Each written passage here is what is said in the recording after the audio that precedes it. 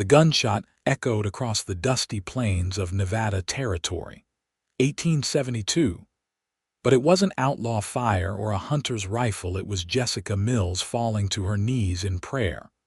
Her old Colt revolver pointed skyward, the barrel still smoking as she finished her unconventional call to the heavens. The locals of El Dorado Canyon had taken to calling her Sinful for these strange rituals, performed at dawn and dusk in the open desert beyond the mining town's borders, her dark hair flowing wild in the wind as she whispered passionate prayers no proper church would sanction. Yates Young watched from horseback on a nearby ridge, transfixed by the woman's raw devotion. New to El Dorado Canyon, he'd heard the whispers about the strange widow woman before he'd ever laid eyes on her. Now, 3 weeks into establishing himself at the Coliseum mine, he couldn't look away from her peculiar worship.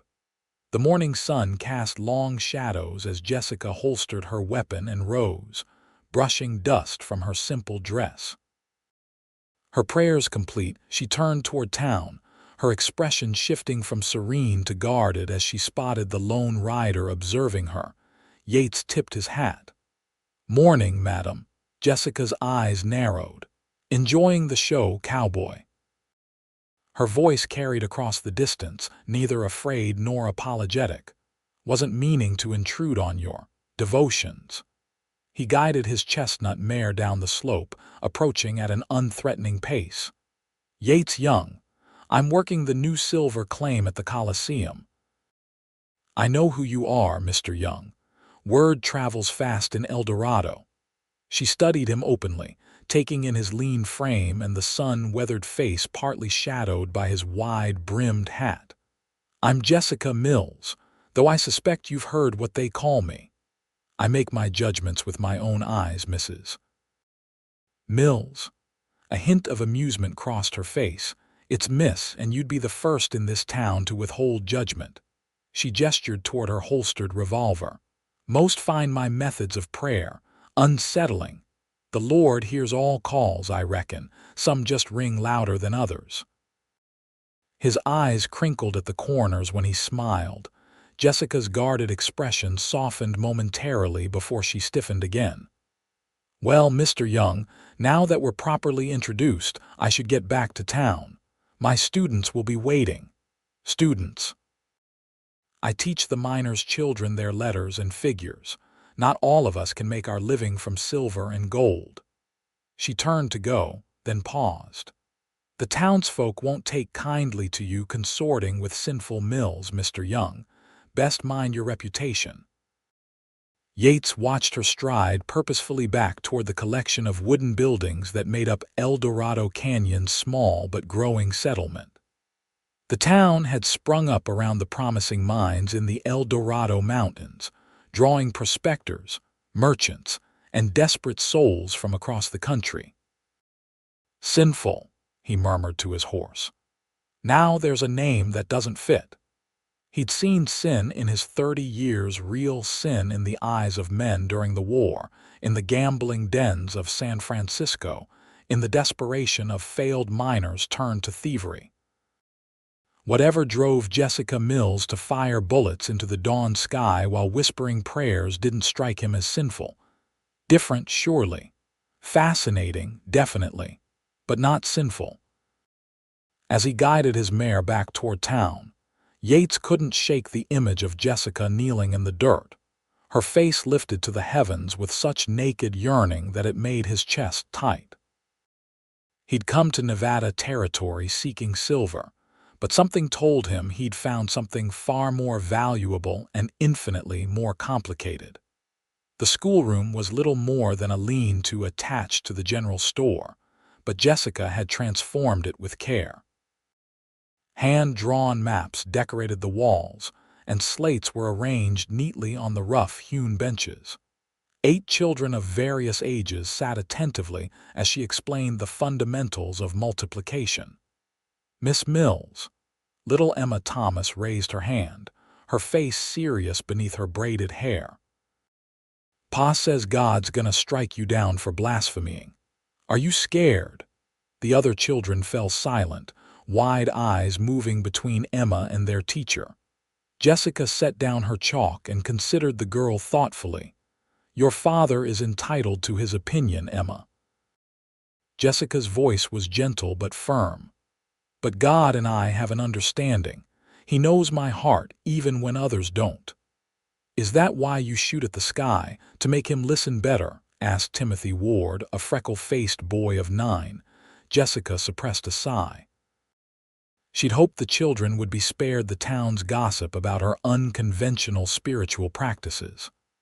"I believe God hears us all, however we choose to pray. Now, let's return to our multiplication tables, shall we?" As she guided them through the lesson, Jessica was aware of eyes watching through the window. Glancing up, she caught sight of Yates Young observing the class from outside. Their eyes met briefly before he nodded respectfully and continued on his way. After dismissing the children at noon, Jessica gathered her few belongings and stepped into the harsh sunlight. Sheriff Marcus Davidson was waiting, his thumbs hooked in his belt loops, expression stern beneath his mustache. "Miss Mills," he said, voice pitched just loud enough for nearby shoppers to overhear. "Had another complaint about your morning activities. Reverend Porter is concerned about the influence on the community." Jessica forced a polite smile. "The Reverend is welcome to join me in prayer anytime, Sheriff. You know that's not what this is about." Davidson lowered his voice. "Look, Jessica, you're doing good with the children. Nobody disputes that, but this town's growing. Respectable folks are moving in. The mining company's bringing in families. Can't you just pray normal, inside, like everyone else? And where would you suggest I do that, Sheriff? The church doors are closed to me." She kept her tone even though anger simmered beneath. "Reverend Porter made that clear enough last Easter." Davidson shifted uncomfortably. "That was unfortunate.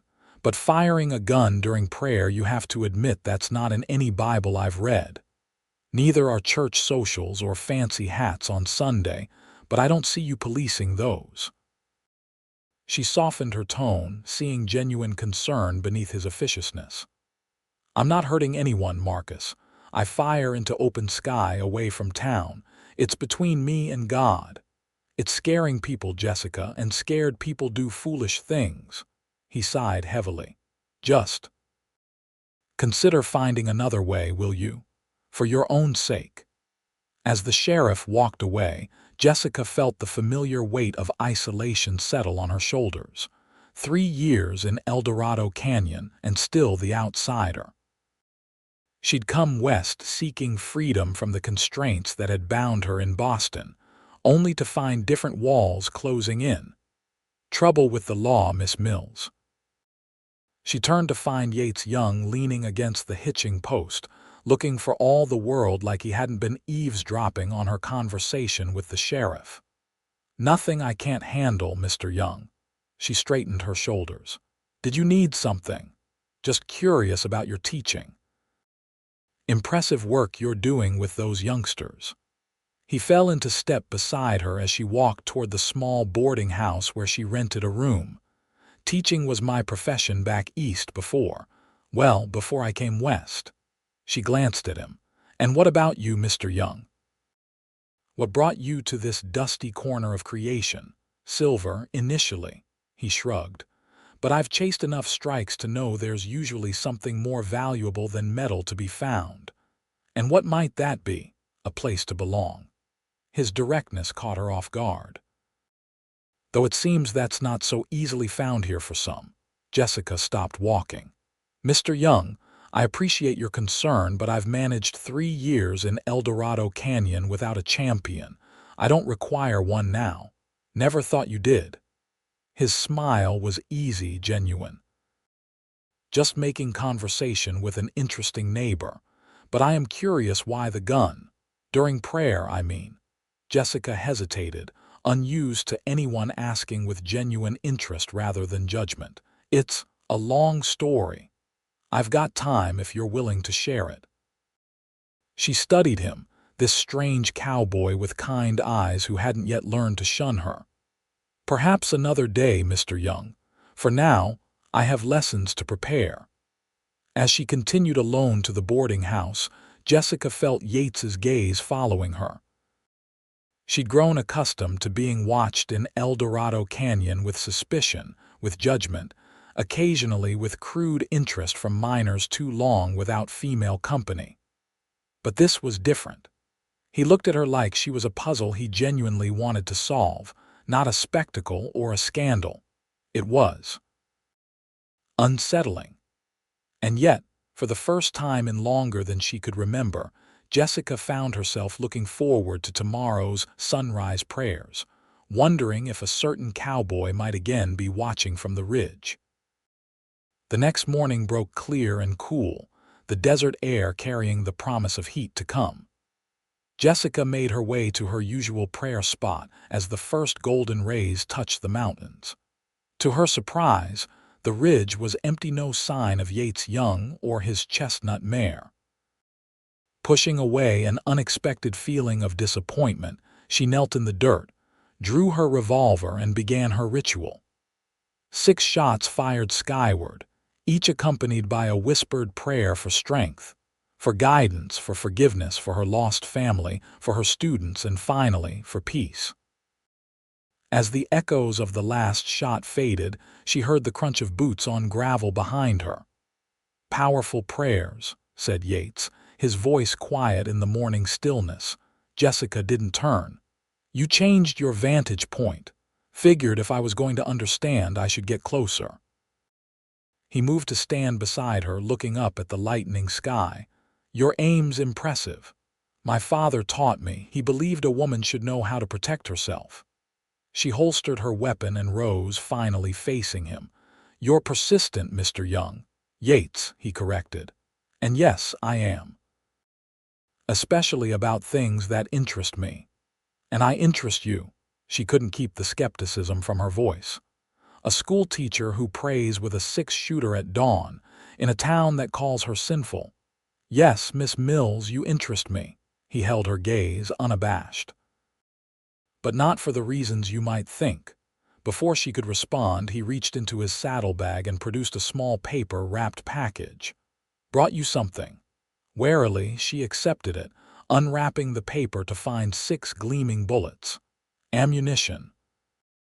"Figured if you're going to keep conversing with the Almighty this way, you should have quality rounds." He shuffled his feet, suddenly looking boyish despite his weathered face. "They're from my personal stock, more reliable than what they sell at the general store." Jessica stared at the bullets in her palm, oddly touched by the unusual gift. Thank you, you're welcome," he hesitated. "Would you tell me about it, your way of praying?" Perhaps it was the earnestness in his eyes, or perhaps just the loneliness of 3 years with no one to truly talk to, but Jessica found herself nodding. "Walk with me." They moved slowly along the ridge, the town of El Dorado Canyon spreading out below them, still mostly in shadow as the sun continued its climb. "My brother Daniel was a chaplain during the war," she began, the words coming more easily than she'd expected. "He wrote to me about soldiers praying before battle, how they would clean their weapons as they spoke to God, preparing body and soul together. When he died at Gettysburg, I felt lost, not just from grief, but spiritually." She paused, gathering her thoughts. "The church in Boston had no place for my questions, my anger. They wanted proper mourning, quiet acceptance of God's will. I couldn't give them that." "So you found your own way," Yates supplied. Jessica nodded. "I came west after my parents passed, looking for something. Space, perhaps. In El Dorado Canyon, I found this spot. And one morning, I remembered Daniel's letters. I took out my father's revolver and cleaned it as I prayed. It felt like Daniel was with me again." Her voice softened. "The first time I fired into the sky during prayer, it was impulsive. But it felt right, like my prayer was physically reaching toward heaven." She looked at Yates, bracing for the judgment she'd come to expect. "I know it seems strange, blasphemous even to some. Faith takes many forms," he said simply. "I've seen men pray over cards in saloons and others make churches of mountain peaks. Who's to say which God hears best?" "Reverend Porter has strong opinions on the matter," Jessica said dryly. "Most reverends do. Occupational requirement, I suspect." Yates's eyes crinkled with his smile. For the first time in years, Jessica felt herself truly laughing, the sound startling in the morning air. "You're not what I expected, Mr. Young Yates. Is that good or bad? I'm reserving judgment." But her smile suggested the verdict might be favorable. As they walked back toward town, Jessica was acutely aware of how this would appear to others, Sinful Mills and the newcomer, returning from the desert together at dawn. But for once, she found she didn't care what El Dorado Canyon thought. "Will you be at the miners' social on Saturday?" Yates asked as they neared the first buildings. "I wasn't planning to attend. I'm not exactly welcome at town gatherings." She raised an eyebrow. "Are you asking me to accompany you, Mr. Young? I'm suggesting it might be easier to face the lions with a friend at your side." He held her gaze steadily. "And yes, I'm offering to be that friend. Friend." The word warmed her more than it should have. "I'll consider it," she said, not ready to commit but not willing to refuse outright. As they parted ways, Jessica felt lighter than she had in years. One genuine conversation. One person who didn't look at her with fear or contempt. It was a small thing, perhaps, but it felt like the first rain after a long drought. The rest of the week passed in a rhythm that was both familiar and somehow new. Each morning, Jessica went to her prayer spot, and each morning, Yates joined her, not intruding, simply standing nearby, his hat in his hands, face lifted to the same sky she addressed with her bullets and whispers. They would walk back together, talking easily about books, about the children's progress, about his work at the mine. Word spread quickly through El Dorado Canyon. Jessica noticed the whispers intensifying, the glances growing more pointed. Mothers hesitated before sending their children to her school. The proprietress of her boarding house, Mrs. Hanson, pulled her aside with concerned warnings about reputation and a woman alone. On Friday, as the children filed out after lessons, Reverend Porter himself appeared in the doorway of her makeshift classroom, his tall frame blocking the afternoon light. "Miss Mills," he said, his voice carrying the practiced gravity of the pulpit, "I wonder if I might have a word." Jessica steeled herself, arranging her face into a polite mask. "Of course, Reverend, please come in." Porter stepped inside, his gaze sweeping critically over the humble schoolroom. "You've done well with limited resources," he acknowledged, a hint of grudging respect in his tone. "Thank you. The children deserve education, regardless of our circumstances. Indeed they do." He clasped his hands behind his back. "Which is why I'm concerned about influences upon them." Jessica's spine stiffened. "If you have a specific concern about my teaching, not your teaching, Miss Mills. Your personal conduct." His eyes narrowed slightly. "Your continued, unorthodox spiritual practices are one thing, but now I hear you've taken up with this new miner, Young." "I have taken up with no one, Reverend," Jessica replied evenly. "Mr. Young is a friend." A concept apparently foreign in El Dorado Canyon. Porter's face hardened. "You mock me, Miss Mills, but I speak out of genuine concern for you, for the children you teach, for this community. We are trying to build something respectable here, something that will outlast the mines when the silver runs out. And I don't fit your vision of respectability. Your gun prayer blasphemies certainly don't." He stepped closer. "But there's still a place for you here if you're willing to conform to proper behavior. Attend church, pray as God intended, Set aside that revolver and your wild notions." Jessica met his gaze unflinchingly. "And if I don't? Then I'll be forced to speak with the mining company about finding a more suitable teacher for the children." His tone was regretful but firm. "Many of the miners are company men now, Miss Mills. They value their positions. They won't risk them by sending their children to a teacher the company disapproves of." The threat was clear, and it struck at her heart. The children were her anchor in El Dorado Canyon, her purpose. Without them, "You would deprive children of education to force my compliance?" she asked, her voice barely above a whisper. "I would ensure they receive proper education, free from corrupting influences." Porter sighed heavily. "Think on it, Miss Mills. You're a fine teacher. The children need you, but they need the right example from you." After he left, Jessica sat alone in the empty schoolroom, the walls suddenly seeming to close in around her. For 3 years, she'd withstood the whispers, the isolation, secure in her private communion with God. But now they threatened to take her students and with them, her livelihood and purpose. She didn't realize she was crying until a tear splashed onto the slate before her. Angrily, she wiped her cheeks. She would not be broken by this town, by this narrow-minded preacher, by their suffocating notions of propriety. But what choice did she have? Where else could she go? The West was vast, but positions for unmarried female teachers were few, and her reputation would likely follow her. El Dorado Canyon might be unwelcoming, but at least it was known. At least she had her prayer spot in the desert, her small room, her students for now, and Yates. The thought of him came unbidden, bringing with it a complicated tangle of emotions.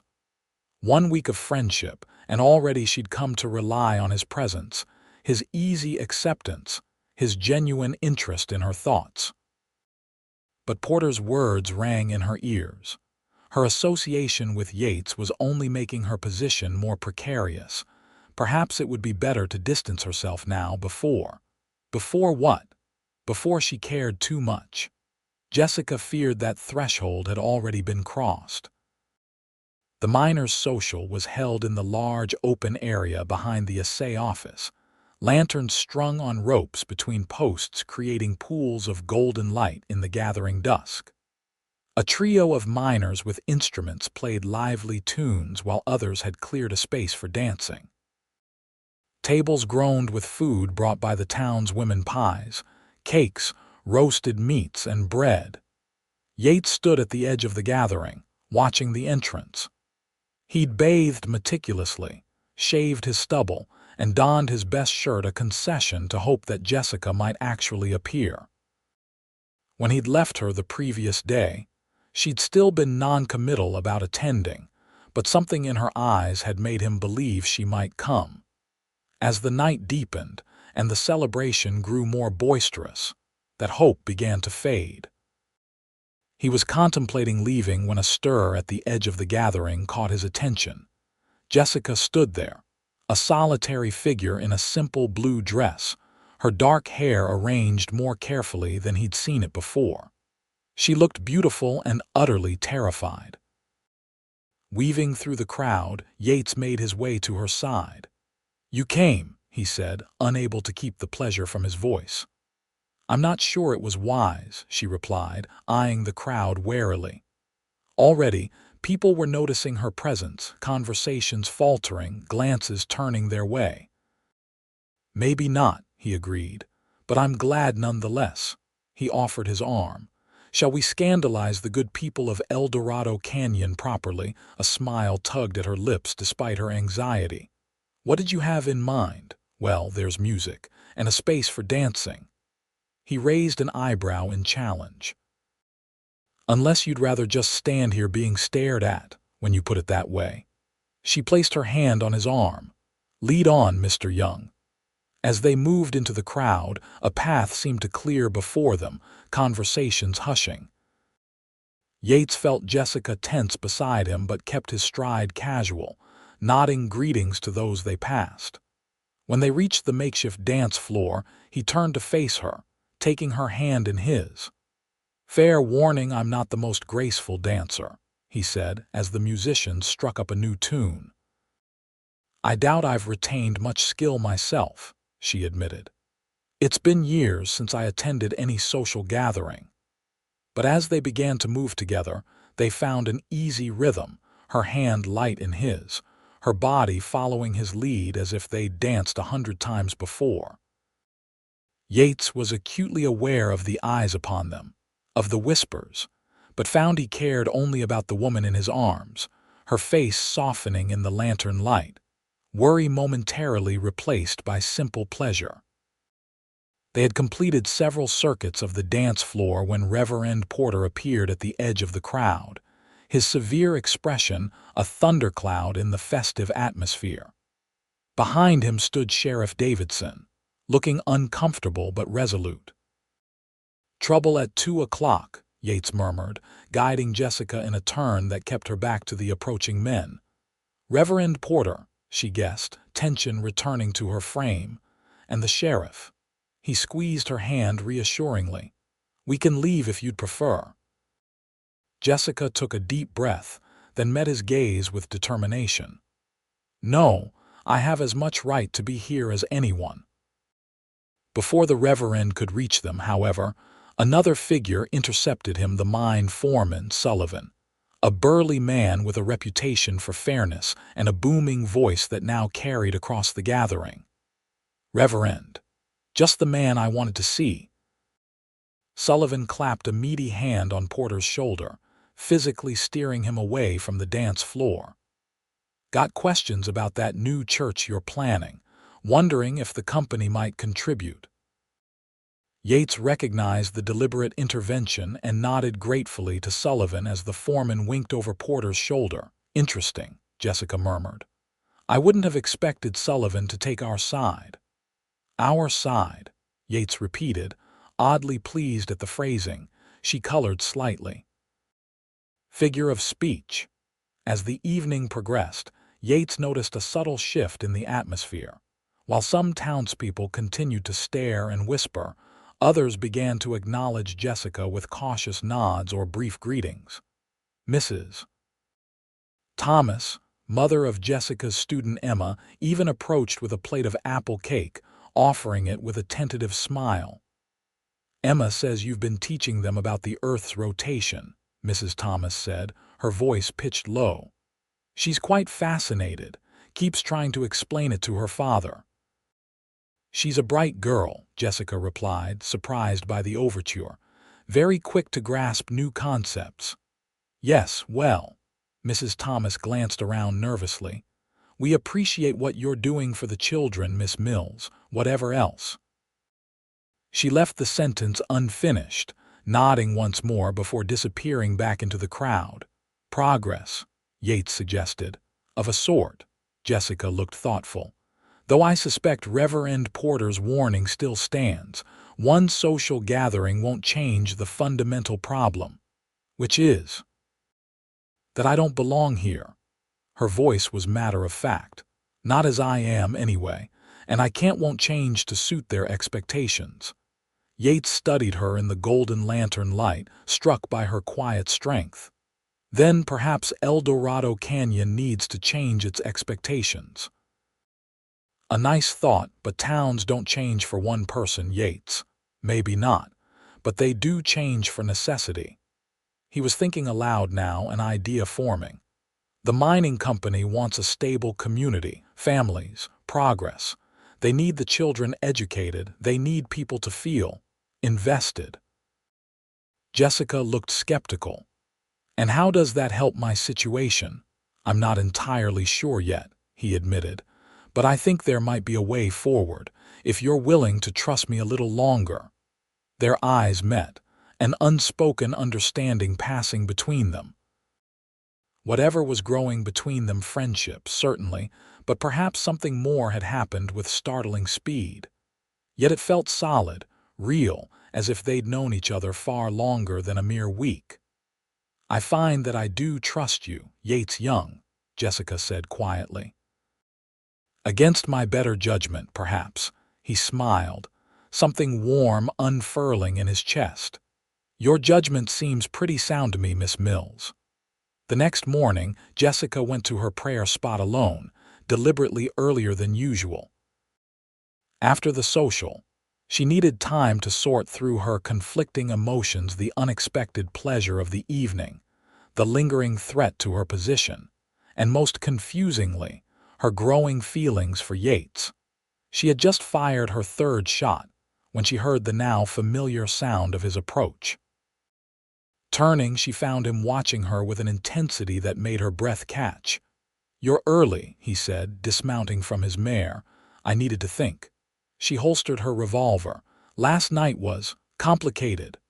Most worthwhile things are." He stepped closer. "I've been thinking, too, about what you said about not belonging here.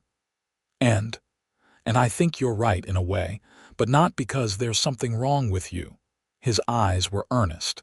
"You need a place that's yours, where you can pray your way, live your way without constantly defending yourself." Jessica laughed without humor. "And where might that be?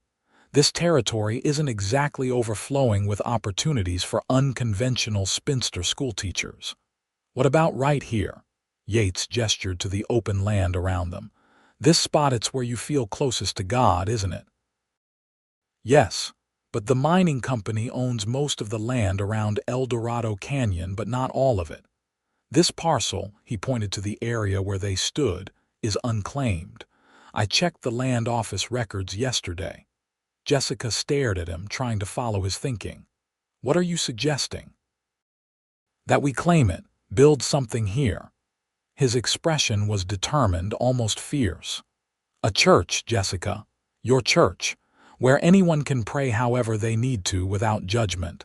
The idea was so unexpected, so audacious that Jessica could only blink at him. "A church.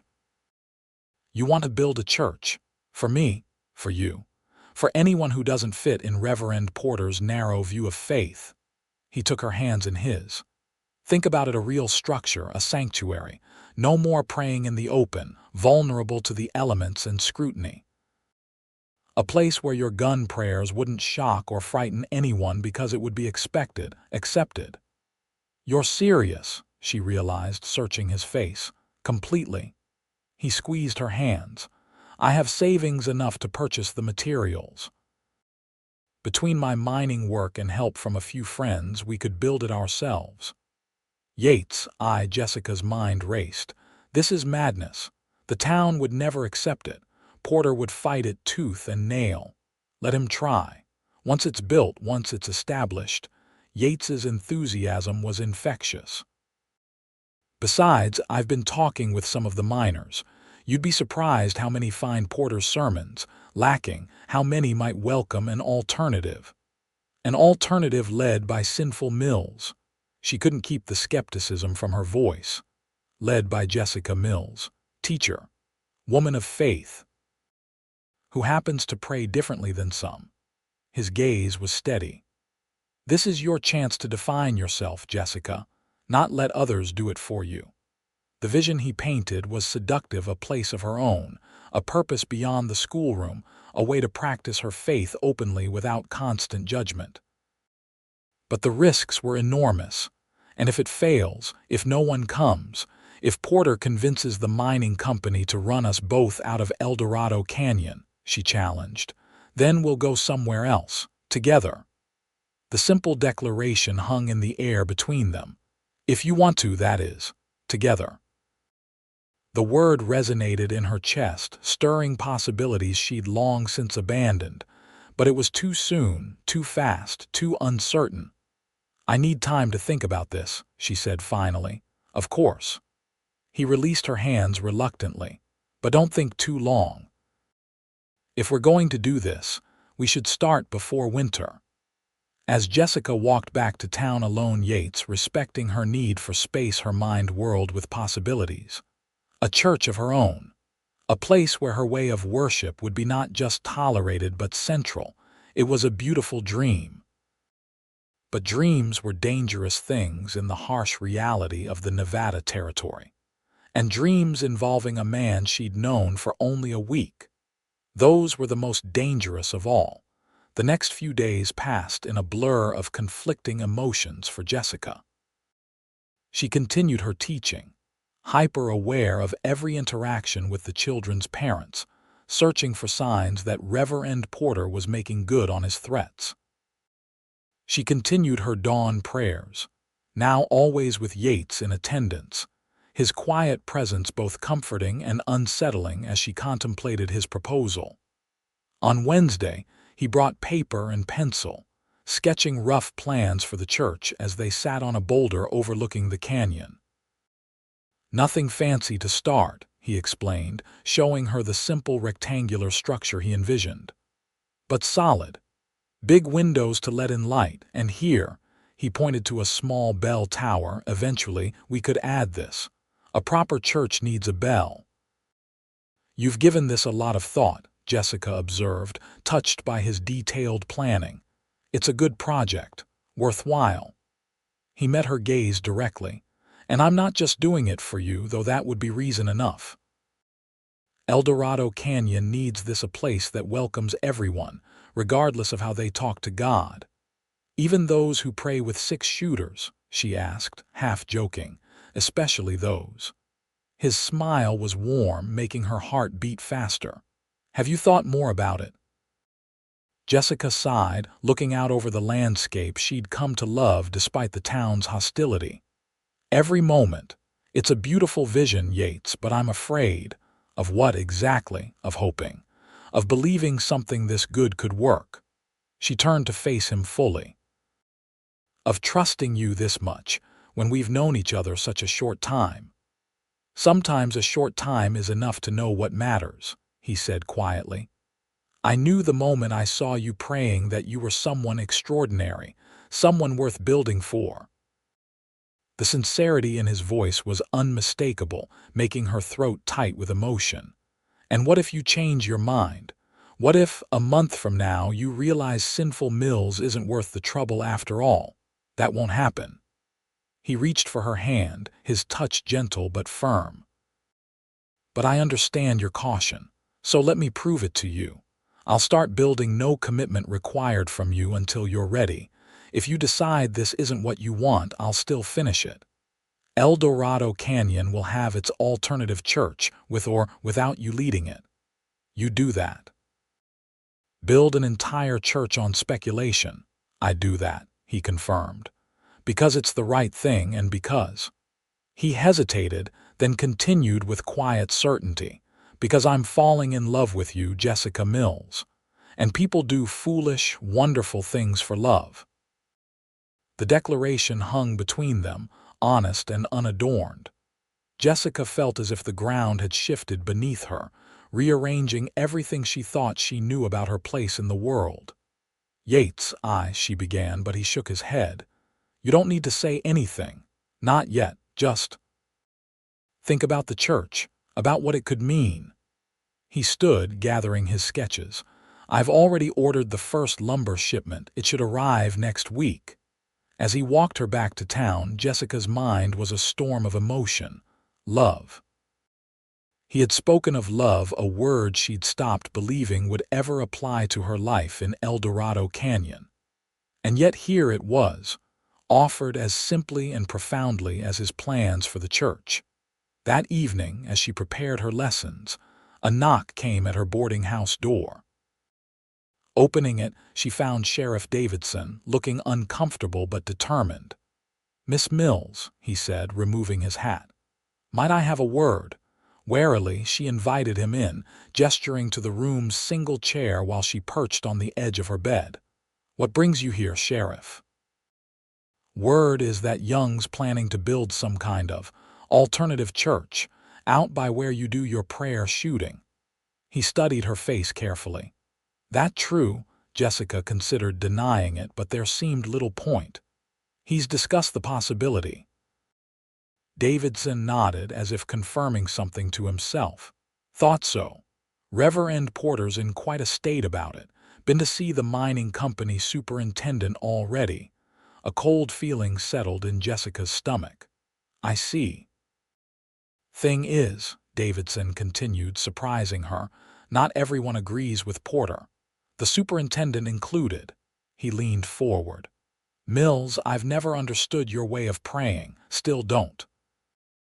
But you've been good for this town teaching the children, keeping to yourself, not causing real trouble despite your eccentricities.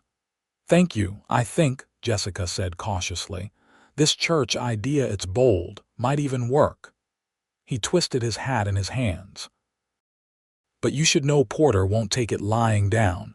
And while the mining company might not object to the church itself, they're concerned about potential conflicts, disruptions.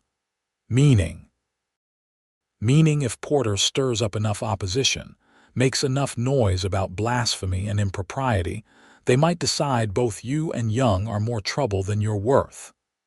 His expression was grave. I'd hate to see that happen. This town needs teachers more than it needs fire and brimstone preachers. Jessica absorbed this warning, her heart sinking. Thank you for telling me, Sheriff. Davidson stood to leave, then paused at the door. For what it's worth, Mills, I think Young's serious about you. Not just the church, that man's got a look I recognize. A ghost of a smile crossed his weathered face. Had it myself once upon a time. After he left, Jessica sat in the gathering darkness, the sheriff's words echoing in her mind. The risks of Yates's plan were even greater than she'd feared, not just failure, but active opposition that could cost them both their places in El Dorado Canyon. And yet, the possibility of something meaningful, something lasting both the church and whatever was growing between her and Yates called to her with irresistible power. That night, Jessica slept fitfully, her dreams a confusion of images. Yates building a church with his bare hands, Reverend Porter standing in its doorway blocking her entry, her revolver transformed into a church bell, its peals echoing across the canyon. She woke before dawn, her decision made. Yates was already at the prayer spot when she arrived, as if he'd anticipated her early arrival. Without a word, Jessica drew her revolver, knelt in the dirt, and fired her 6 prayers into the lightening sky. When she finished, she remained kneeling, her eyes closed, her face lifted to the heavens. I accept, she said finally, her voice clear in the morning stillness. Let's build your church. His smile was like sunrise breaking over the mountains. Our church, he corrected gently. The lumber arrived the following week, pine boards from the sawmill 30 miles south, delivered by wagon to the site Yates had staked out. True to his word, he'd filed a claim on the land, registering it under both their names, Young and Mills, for the purpose of establishing a house of worship. Word spread quickly through El Dorado Canyon. Some reactions were predictably negative. Porter gave a thundering sermon that Sunday about false prophets and the sanctity of proper worship. But to Jessica's surprise, others expressed cautious support, or at least curiosity. My Jacob says he might come hear you preach sometime, Mrs. Hanson told her diffidently one evening. Says Porter puts him to sleep, but he expects you'd keep things lively. Even more surprising was the practical support that materialized. Sullivan, the mine foreman, appeared one morning with 3 off-duty miners, offering their labor. Company gives us 1 day a week for personal business, he explained gruffly. Might as well use it building something worthwhile. Timothy Ward's father, a skilled carpenter, arrived with his tools and suggestions for improving Yates's design. Bell Tower needs more support if you want it to last, he pointed out, sketching modifications. And you'll want double walls on the north side, for when winter hits. Progress was swift with the additional help. By the end of 2 weeks, the frame stood complete against the sky, its wooden skeleton a promise of the sanctuary to come. Jessica found herself spending every free moment at the site, helping where she could, bringing water and food to the workers, and most of all, watching Yates as he directed the construction with confident skill. "You never told me you were a builder," she remarked one evening as they sat on the half-finished floor, watching the sunset paint the canyon in gold and crimson. "I've done a bit of everything," he admitted. "Mining, ranching, freight hauling. Helped build a schoolhouse in Arizona Territory a few years back." He stretched his sore muscles. "Never a church, though." "It's beautiful already," Jessica said softly. "I can hardly believe it's happening." "Believe it." He took her hand, his calloused palm warm against hers. "Another month, and we'll be ready for our first service." Our first service. The phrase filled her with both excitement and trepidation. "I'm not sure I know how to lead a proper church service, Yates. I'm not ordained, not trained in theology." "Neither are half the preachers out here," he pointed out. "Besides, this isn't about being proper. It's about being true to your faith, to how you understand God." He squeezed her hand. "And you won't be alone." The simple reassurance warmed her more than any elaborate promise could have. In the weeks since his declaration of love, their relationship had deepened in quiet ways, lingering glances, hands finding each other naturally, conversations that stretched into the evening hours.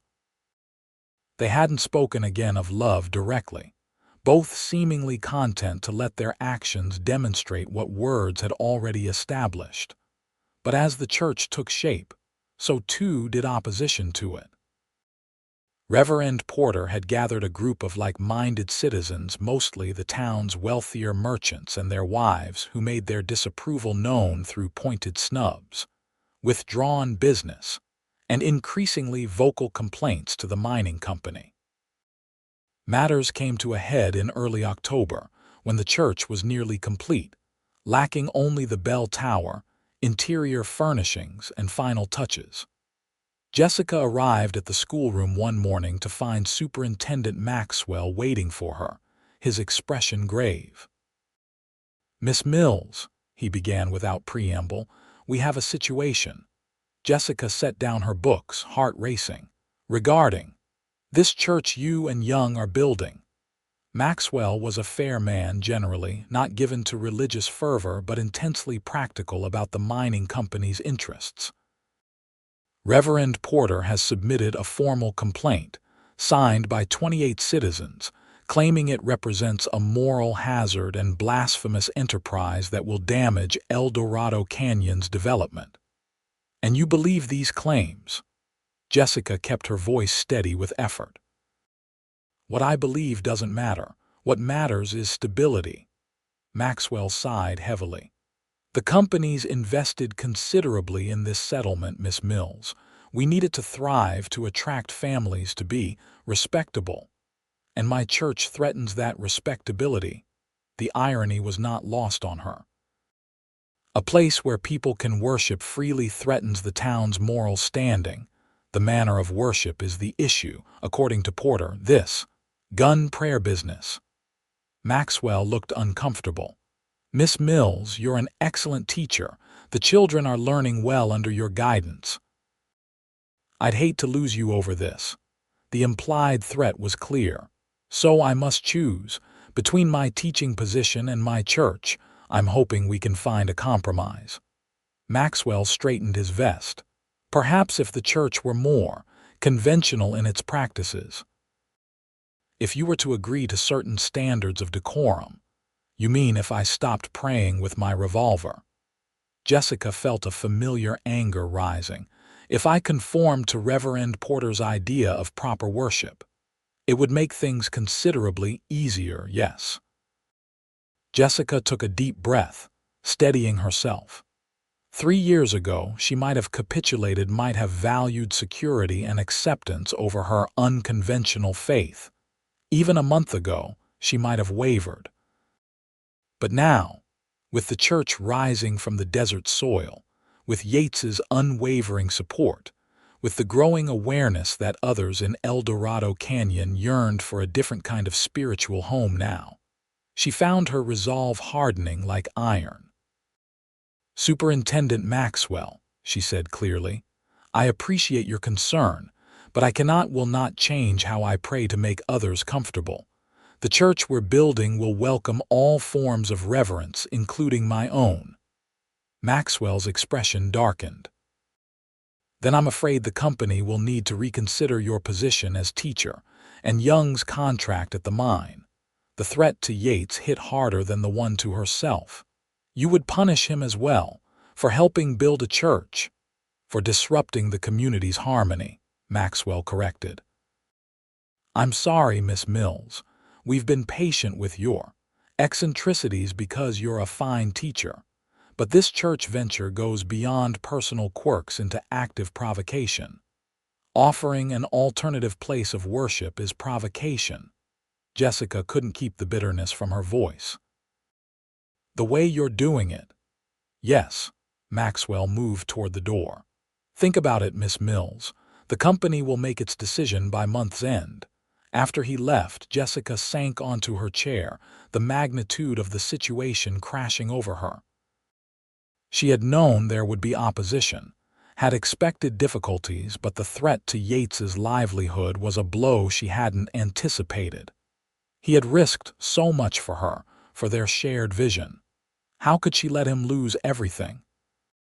That evening, she went to the construction site, finding Yates working alone, fitting windows into the nearly complete walls. The church looked beautiful in the fading light, simple but dignified, its clean lines promising the sanctuary they had dreamed of. "Maxwell came to see me today," she said without preamble. Yates set down his tools, turning to face her. "I know. He visited the mine afterward." His expression was grim but determined. "Offered me the same choice, I expect. Abandon the church or lose my job." "Yates, I can't let you sacrifice your position for this." Jessica gestured at the building. "It's too much to ask." "You didn't ask, I offered." He closed the distance between them, taking her hands in his. "And it's not a sacrifice if it's for something I believe in.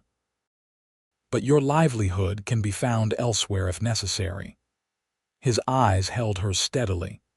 "Jessica, I meant what I said weeks ago. I'm in love with you. This church, what we're building here, it matters. Not just to us, but to others who need a different way to worship." Jessica felt tears threatening. "I love you too," she whispered, the words finally finding voice. "That's why I can't bear the thought of you losing everything because of me. Not because of you with you. There's a difference." He touched her cheek gently. "And nothing that truly matters would be lost." In that moment, with the church rising around them and the man she loved standing firm despite the threats arrayed against them, Jessica felt a surge of clarity. This was what faith meant, not just belief in the divine, but trust in what was being built between them, in the community they hoped to create. "Then we continue," she decided, her voice stronger. "We finish the church, no matter what Maxwell and Porter do." Yates's smile was like a benediction. "We finish it," he agreed. "And then we see what happens." They worked with renewed purpose over the following days, racing against the company's deadline. Word of the ultimatum spread through town, creating unexpected ripples of support.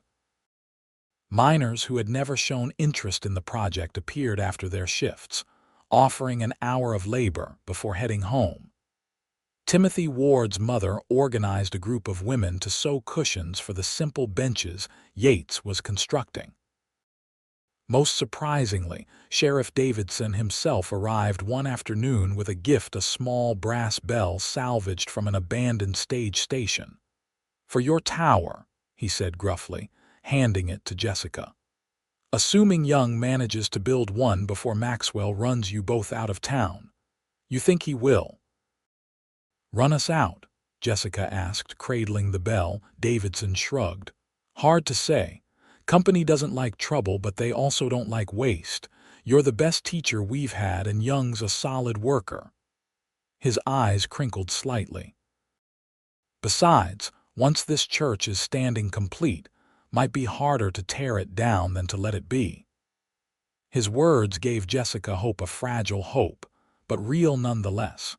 If they could just finish the church, if they could show it was already serving the community, perhaps the company would reconsider.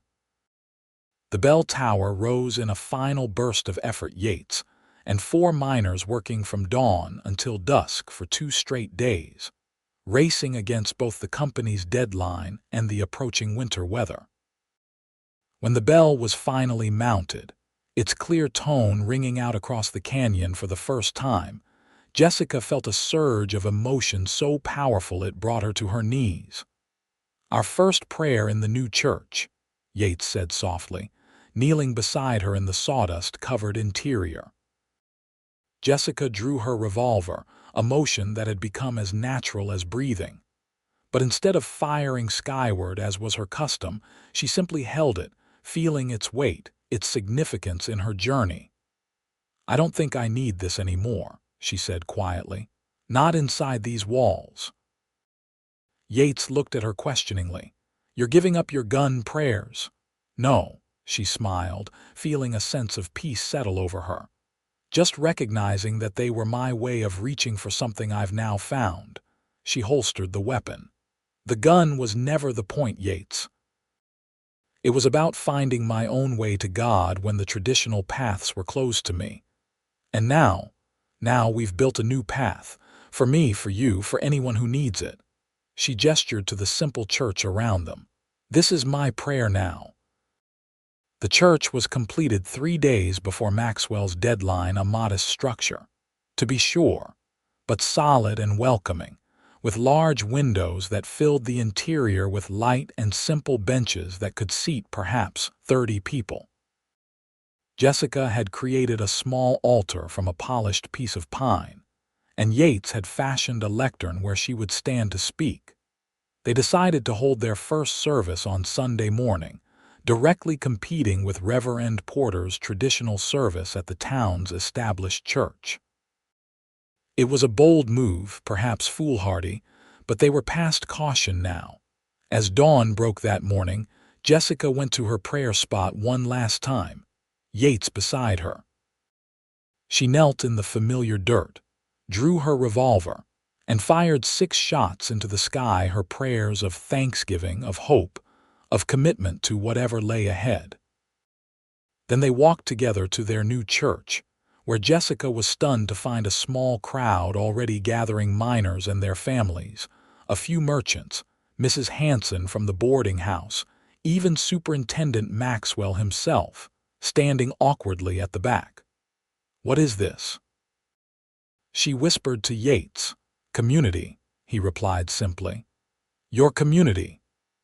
With trembling hands, Jessica rang the church bell for the first time to officially call people to worship, its clear tone carrying across El Dorado Canyon. More townspeople arrived, filling the benches and standing along the walls until nearly 40 people had gathered in the small space. Jessica had worried for days about what she would say, how she would lead a service when she had no formal training. But as she stood before these people, many who had shunned her, some who had supported her, all who had chosen to come today, the words seemed to flow naturally. She spoke of faith that transcends forms and traditions, of finding God in unexpected places, in desert dawns, in the crack of a revolver, in the hands that built this sanctuary. She spoke of community that accepts differences, that makes room for unusual paths to the divine. "This church has no name yet," she told them, "because it belongs to no single tradition, no single way of worshiping. It belongs to all who seek, who question, who need a place where their prayers, however offered, will be heard without judgment." After the service, people lingered, examining the new building, speaking to Jessica and Yates with varying degrees of curiosity and approval. Superintendent Maxwell approached them last, his expression unreadable. "An unusual service, Miss Mills," he said carefully. "Not what I'm accustomed to, certainly. But," Yates prompted, his hand finding Jessica's. Maxwell sighed, "but apparently appealing to a significant portion of our community."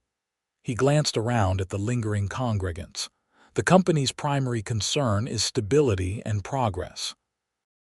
If this church contributes to that rather than detracting from it. He shrugged. Perhaps there's room in El Dorado Canyon for two approaches to spirituality. Relief washed through Jessica. Does that mean it means you may keep your teaching position, Miss Mills? And Young, your place at the mine. Maxwell's stern expression softened slightly. At least for now, we'll see how this experiment develops. As he walked away, Jessica turned to Yates, hardly daring to believe what had happened. "We did it," she whispered. "The church, the service, the community, it's real.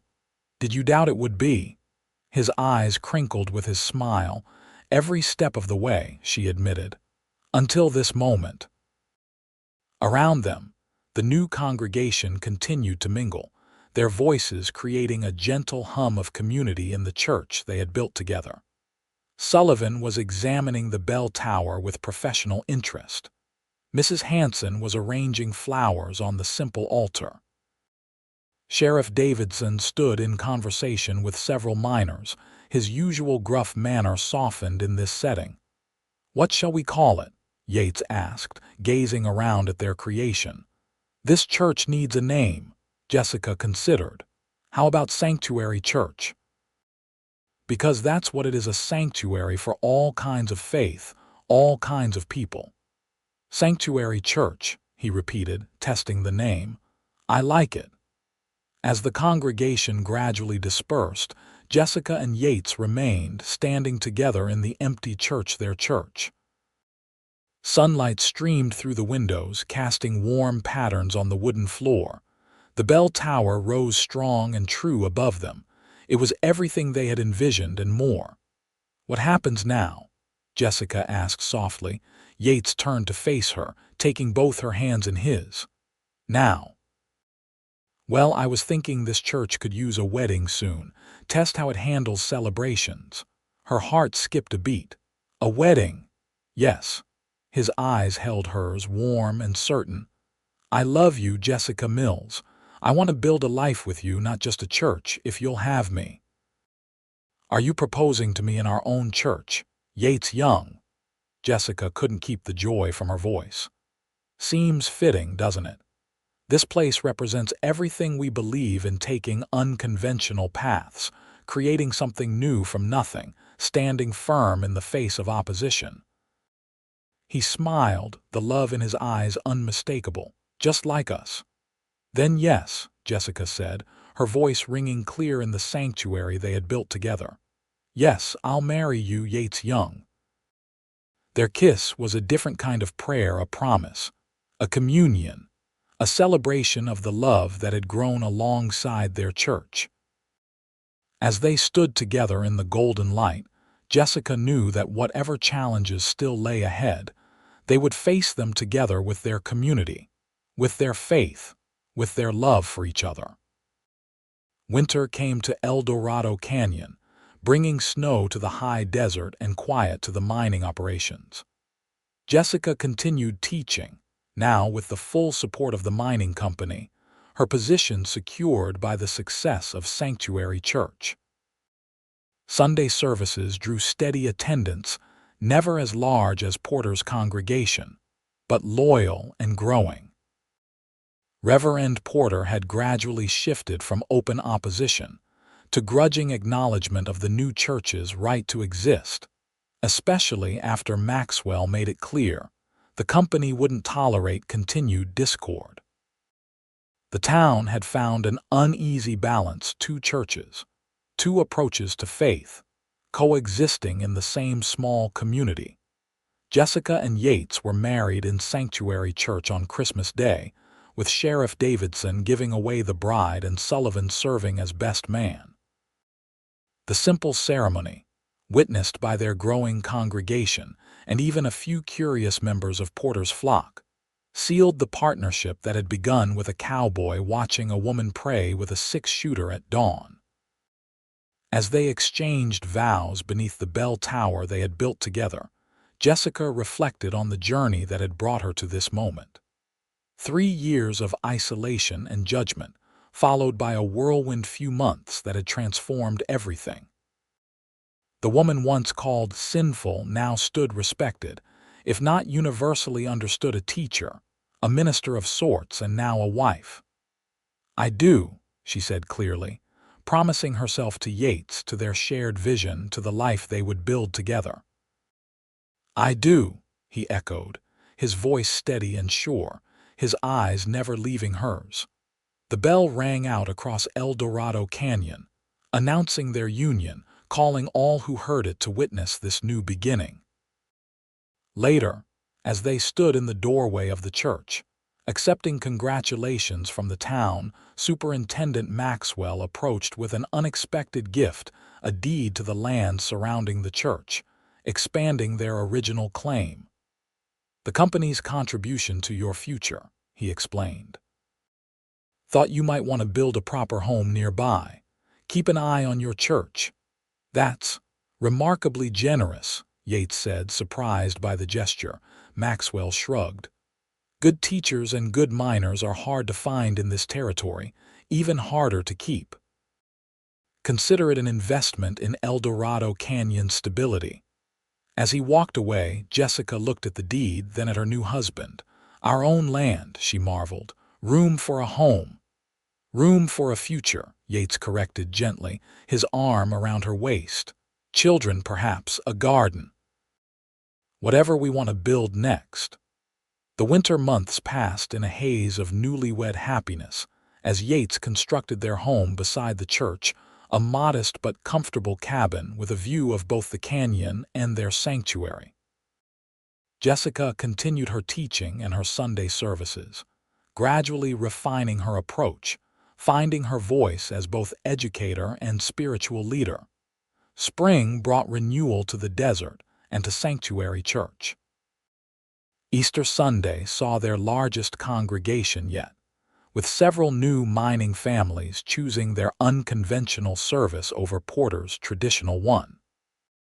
Jessica led the worship with growing confidence, her revolver now a symbol rather than a necessity, displayed on the altar as a reminder of faith that finds its own path. After the service, as they walked hand in hand back to their cabin, Yates asked the question that had been on his mind for weeks. "Do you ever miss it? Your dawn prayers with the revolver?"